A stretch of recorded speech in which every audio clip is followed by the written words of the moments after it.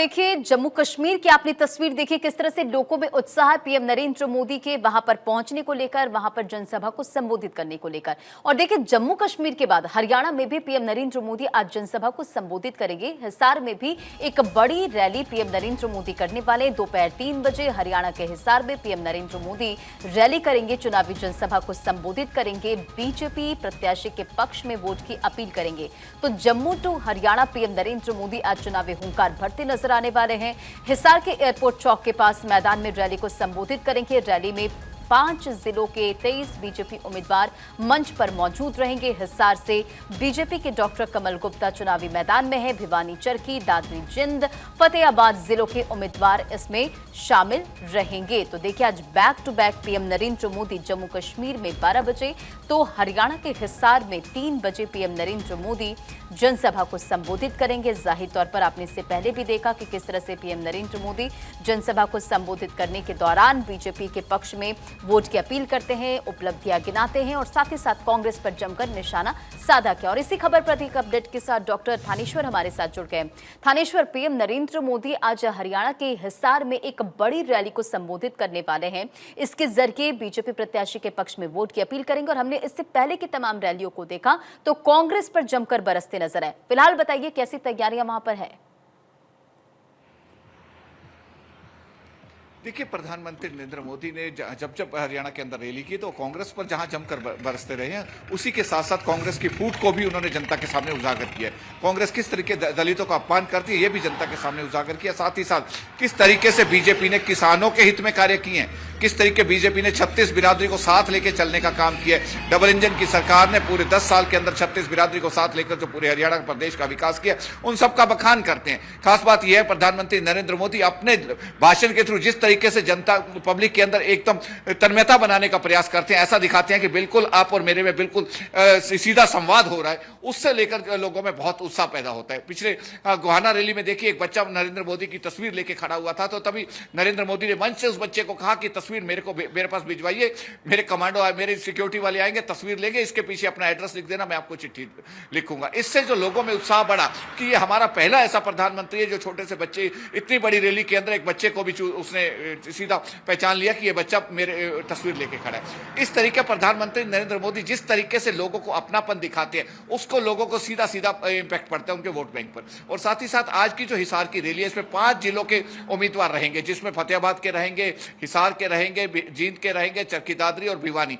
और इनमें से कुछ एरिया ऐसा है जो राजस्थान को टच करता है। फतेहाबाद एरिया राजस्थान के साथ साथ पंजाब को टच करता है, इधर जींद कहा जाए तो जींद भी पंजाब को टच करता है। तो इस एरिया के जितने भी वोट नुमाइंदे हैं वो भी आएंगे रैली में, और साथ ही साथ उनके कार्यकर्ता और समर्थक भी आएंगे। तो सीधा सीधा प्रधानमंत्री नरेंद्र मोदी इनको जीत का गुरुमंत्र देंगे। और साथ ही साथ किस तरीके से लोग आगे बढ़ रहे हैं, क्या क्या डबल इंजन की सरकार ने उपलब्धियां अब तक की हैं, किस तरीके से प्रदेश का विकास करवाया और आगे क्या विजन है, इन सब बातों को जनता के सामने प्रधानमंत्री इस रैली के माध्यम से संबोधित करते हुए जनता के सामने रखेंगे। जी हाँ बिल्कुल, देखिए लगातार हम देख रहे हैं कि बीजेपी किस तरह से चुनावी रणनीति बनाती है और चुनावी मैदान में उतर चुकी है। और इससे पहले हम अगर जिक्र करें तमाम बीजेपी के दिग्गजों की जिन्होंने कमान संभाल ली है चुनावी प्रचार प्रसार की, अमित शाह की हो या फिर जेपी नड्डा की हो, सीएम योगी आदित्यनाथ पहुंचते तो जमकर कांग्रेस पर प्रहार करते हैं।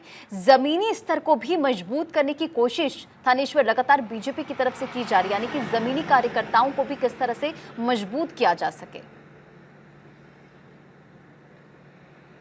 बिल्कुल ठीक कहा आपने, जमीनी कार्यकर्ता। बीजेपी जिस तरीके कहती है कि अंत्योदय आखिरी पंक्ति वाले तक कांटेक्ट करना। अभी पीछे ही प्रधानमंत्री नरेंद्र मोदी ने जो नमो ऐप के जरिए कार्यकर्ताओं से कांटेक्ट किया था, उसमें बिल्कुल लास्ट पंक्ति वाला, इवन देन उन्होंने चाय की बस स्टैंड के पास चाय की दुकान चलाने वाले कुछ लोगों से भी बात की थी, उनको भी जीत का गुरु मंत्र दिया था कि किस तरीके से वो जो वोटर्स आपके पास आते हैं चाय पीते हैं, उनको किस तरीके से बीजेपी की नीतियों से अवगत कराना है, उनको बीजेपी के बारे में सब कुछ अवगत करवाना है ताकि वो बीजेपी का वोट बैंक बन सके। तो प्रधानमंत्री जिस तरीके से ग्राउंड लेवल पर बीजेपी जो मैनेजमेंट तरीके से अपना चुनाव प्रचार कर रही है, वो अपने अपने काबिले तारीफ है। शुरू में कहा जा रहा था कि 10 साल की एंटी इनकम्बेंसी है, बीजेपी के लिए डगर इतनी आसान नहीं है। कांग्रेस पूर्णतः अपने तरीके से चल रही थी कि कांग्रेस को ऐसा लग रहा था कि जैसे सत्ता में आई पड़ी है।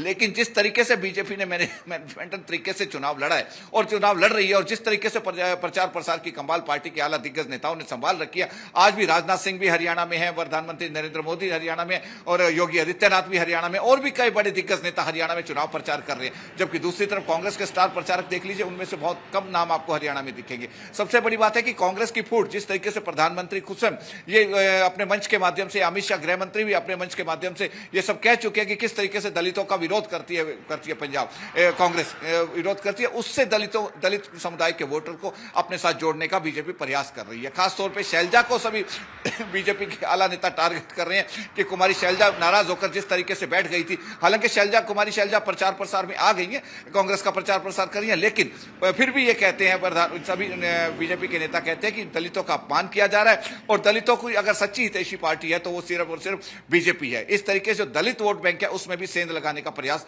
बीजेपी कर रही है और मैनेजमेंटल तरीके से जिस तरीके से चुनाव बीजेपी प्रचार कर रही है अपना, तो लगातार बीजेपी का प्रचार जो है आगे बढ़ता जा रहा है और लोगों में उत्साह बढ़ रहा है और जो इनके उम्मीदवार है उनका भी मनोबल बढ़ रहा है कि हाँ, पहले जो एंटी इनकम्बेंसी को लेकर वो थोड़े मायूस थे, लेकिन अब जिस तरीके से उनका चुनाव आगे बढ़ रहा है उनको थोड़ी खुशी होने लगी है कि शायद अब हमें भी मुख्य मुकाबले में और कहीं ना कहीं विजयश्री भी हमें मिल सकती है। जी बिल्कुल, देखिए आज पीएम नरेंद्र मोदी जम्मू टू हरियाणा चुनावी प्रचार प्रसार करने वाले हैं, एक बड़ी रैली को वहां संबोधित करने वाले हैं और 5 जिलों के 23 बीजेपी के उम्मीदवार मंच पर मौजूद रहने वाले थानेश्वर।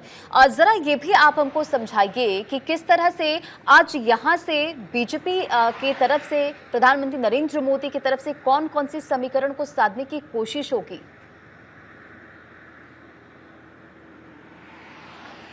देखिए, बीजेपी के कुछ बागी नेता, बीजेपी के जो कार्यकर्ता, कुछ ऐसे नेता थे जो टिकट की दावेदारी कर रहे थे, उन दावेदारी उनको टिकट नहीं मिली तो वो निर्दलीय लड़ रहे हैं। जैसे आप हिसार से देख लीजिए, सावित्री जिंदल निर्दलीय चुनाव लड़ रही है। ऐसे ही अलग अलग जगह से जो निर्दलीय चुनाव लड़ रहे हैं, जैसे अमित शाह ने रेवाड़ी में रैली में कहा था कि आप बीजेपी कैंडिडेट को वोट दीजिएगा, निर्दलीय को वोट मत दीजिएगा। उसी तरीके हो सकता है कि प्रधानमंत्री, क्योंकि निर्दलीय काफी मजबूत है इस एरिया के अंदर देखा जाए तो काफी मजबूती से निर्दलीय चुनाव लड़ रहे हैं। अगर टोहाना सीट देखी जाए तो बीजेपी में 2 दिन पहले ही बीजेपी में शामिल हुए थे देवेंद्र बबली, उन्हें टिकट दे दी गई।